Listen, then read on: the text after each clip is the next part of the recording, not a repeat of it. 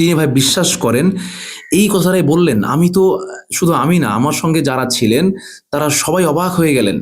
তিনি এ বাক্যটাই বললেন যে, আপনারা হয় ব্যবস্থা নেবেন, আর না হয় আমি আল্লাহর নিকটে নালিশ করে দেব। গত রাতেই আমাদের এক ভাইয়ের পিতার জানাজায় অংশগ্রহণ করি। সেইখানে আমরা বড় একটা সাহসিকতার সাক্ষী হয়েছি। কিরকম সাহসিকতার ব্যাপারটা আপনাদেরকে খুলে বলি। একজন মানুষ যে তার পিতাকে হারিয়েছেন, যে তার পৃথিবীর সবচাইতে বড় আশ্রয় কেন্দ্র, তার পিতার লাশকে পাশে নিয়ে দাঁড়িয়ে আছে। এইবার এই আমাদের ওই ভাইটি পুরো মহল্লার বিরুদ্ধে একটি অভিযোগ তুলে বসলো। অভিযোগটি হচ্ছে, তিনি বলছেন আমার পিতা একজন হার্টের পেশেন্ট ছিলেন। তো স্বাভাবিকভাবেই তিনি অতিরিক্ত শব্দ কিংবা ওইরকম কোনো বিকট আওয়াজ তিনি এগুলো নিতে পারতেন না। তিনি বলছেন যে আমার পিতা আমাকে দু একদিন আগে বললেন যে পাশেই তাদের মহল্লাতেই একটি বাড়িতে বিয়ে হচ্ছে, আর সেইখানে অত্যন্ত জোরে জোরে গান বাজনা হচ্ছে, যেইটা সরাসরি আমার বুকে এসে লাগছে।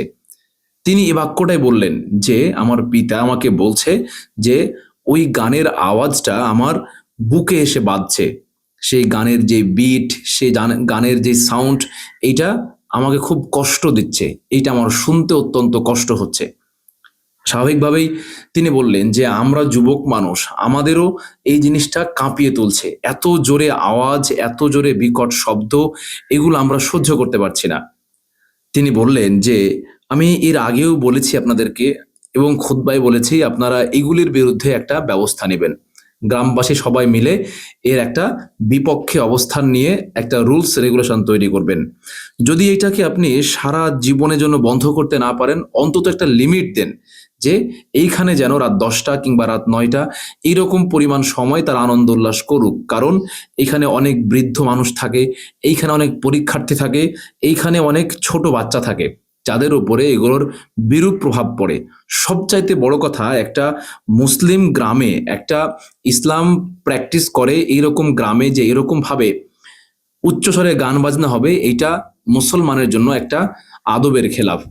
তো তিনি বললেন যে আপনারা আগামীকাল জুমার দিন এইটা মসজিদে আপনারা একটা পদক্ষেপ নেবেন, আর না হয় আমি কিন্তু আল্লাহর কাছে নালিশ করে দেব।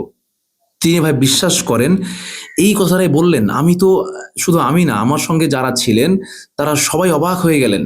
তিনি এ বাক্যটাই বললেন যে আপনারা হয় ব্যবস্থা নেবেন, আর না হয় আমি আল্লাহর নিকটে নালিশ করে দেব। কত বড় সাহসিকতার পরিচয় তিনি রাখলেন, কল্পনা করতে পারেন? পুরো গ্রামের লোক তার সামনে দাঁড়িয়ে, আর সেই গ্রামের লোকের সামনে দাঁড়িয়ে তার পিতার লাশকে পাশে নিয়ে এই ব্যক্তি এইরকম ভাবে সাহসিকতার পরিচয় দিলেন। এখন ওই জায়গাতে আমি আপনি কিন্তু মানে এক প্রকার নিরুপায়, এক প্রকার কিছুই করার থাকে না, এরকমটা হয়ে যায়। হ্যাঁ, আমি খেয়াল করলাম যে যখন তিনি এই বাক্যটা বললেন, তখন অনেক মানুষ একটু মুখ চোখ অন্যরকম করলো, তাকে একটু মানে অবজ্ঞা করলো, কিংবা এক লাইন বেশি বুঝে এরকম একটা ভাব তারা প্রকাশ করলো। কিন্তু আসলে তারা কি কাজটা ঠিক করলো? কিন্তু তিনি যে কথাটা বললেন ভাই, এই কথার ওজন যদি আসমান পর্যন্ত পৌঁছে যায়, তাহলে তো আমার আপনার মুক্তির কোনো পথ নেই।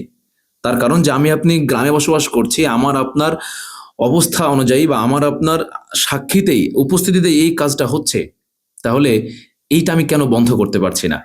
এজন্য অনুরোধ জানাবো যে আমরা সবাই নিজ নিজ গ্রামে কিংবা নিজ নিজ অবস্থান থেকে এগুলির বিরুদ্ধে দাঁড়াই। তার কারণ এই সমাজে আমাদের সবার বসবাস করার অধিকার আছে, স্বাধীন দেশে সবার থাকার অধিকার আছে। সেই সঙ্গে স্বাধীনতা মানে এই না যে আপনি আপনার নিজেরটা বাস্তবায়ন করতে গিয়ে অন্যেরটা হরণ করবেন। লিমিট দেওয়া আছে, সেই মোতাবেক কাজ করবেন। সবচেয়ে সর্বশেষ কথা হচ্ছে যে আমরা সবাইকে এই জিনিসগুলো বুঝিয়ে তা সবাইকে আমল করার জন্য উদ্বুদ্ধ করব। তাই এরকম ভাবে যেখানে যেরকম অন্যায় দেখবেন, আমরা সেইটাকে প্রোটেস্ট করার জন্য দাঁড়াবো ইনশাআল্লাহ।